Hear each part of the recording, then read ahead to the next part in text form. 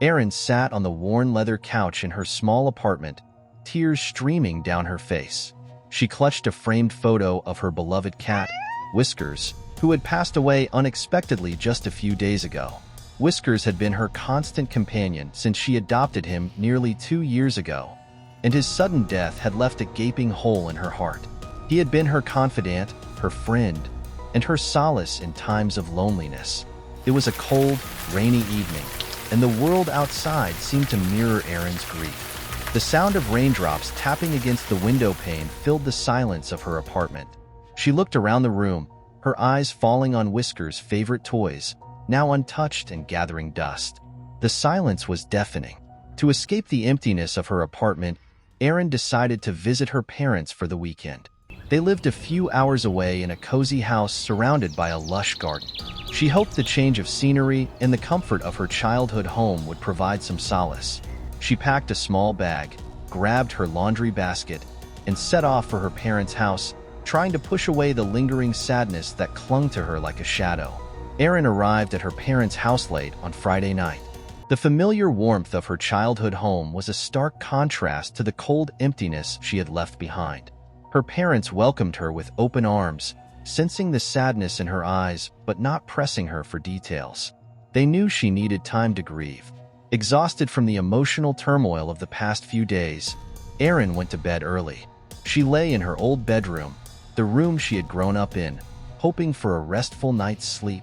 As she drifted off, memories of Whiskers played in her mind like a comforting lullaby. In the early hours of the morning, Erin was startled awake by the sensation of something jumping onto her bed. Her heart raced as she reached out instinctively, expecting to find her parents' cat, Mittens, seeking attention. Instead, her hand met empty air. Confused, she opened her eyes and saw the faint outline of an indent on the blanket, as if an invisible weight was pressing down. Her door was shut, and there was no way Mittens could have entered the room.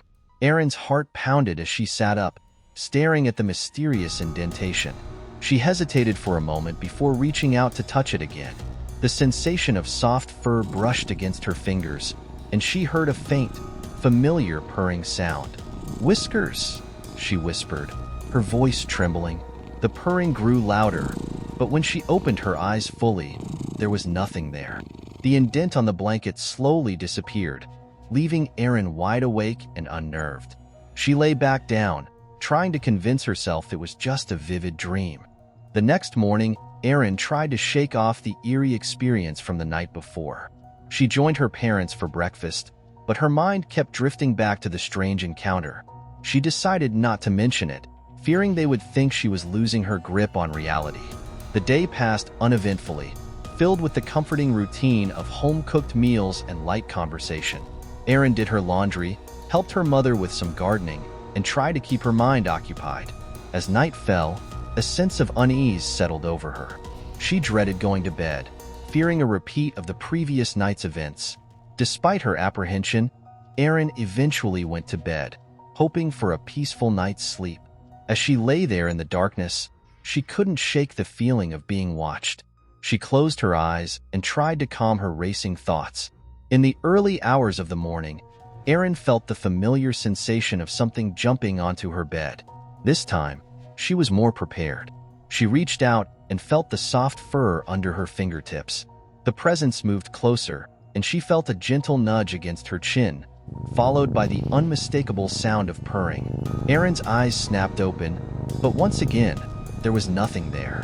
The indent on the blanket remained, and the purring continued, filling the room with an eerie calmness. Tears welled up in her eyes as she realized what was happening. "Whiskers," she whispered, her voice choked with emotion. "Is it really you?" The purring grew louder in response, and Erin felt a wave of warmth wash over her. It was as if Whiskers had returned to comfort her one last time. She reached out and gently stroked the invisible presence, feeling a sense of peace she hadn't felt since his passing. "Thank you for coming to say goodbye," she whispered, "but you don't need to visit anymore. I'll always love you, but it's time for you to rest." The purring slowly faded, and the indent on the blanket disappeared. Erin lay back, feeling a strange sense of closure. She knew Whiskers had come to say goodbye, and that he was at peace now.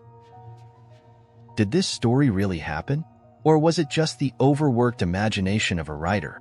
Did we get you on this one? Is it real or fake? Have you heard this story before? Or does it sound like something you may have heard? Or did we just make the whole thing up? You tell us. Comment below. What do you think? I will reveal the real and the fake ones on December 18th.